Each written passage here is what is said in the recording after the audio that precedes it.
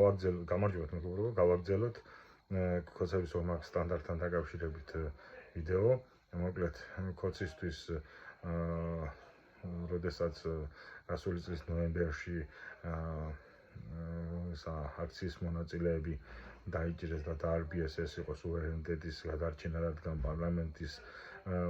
პარლამენტზე შეტევა მიმდინარეობდა და სახელმწიფო გადატრიალება ხდებოდა, მაგრამ აგვისტოს ომში რუსეთზე პასუხისგაცემა ეს იყო სამშობლოს ღალატი. კი ბატონო, გეთანხმებით, რომ თუ პარლამენტის სტურმი ხდებოდა და გადატრიალება ხდებოდა, რეალურად ეს არის სუვერენიტეტის დაცვა და უნდა დაიცვას სახელმწიფო მისის სუვერენიტეტი, მაგრამ თქვენივე ლოგიკიდან გამომდინარე, როგორ არის რუსეთზე პასუხისგაცემა სამშობლოს ღალატი.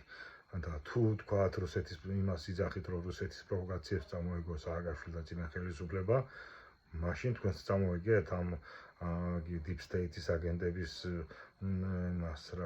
პროვოკაციებს და დაარბიეთ? თუ ამათი დარბევა იმიტომ მოსულა და კაია, რომ მოერიეთ და რუსეთს ვერ ერევით და ამიტომ არ შეიძლება ომი მათთან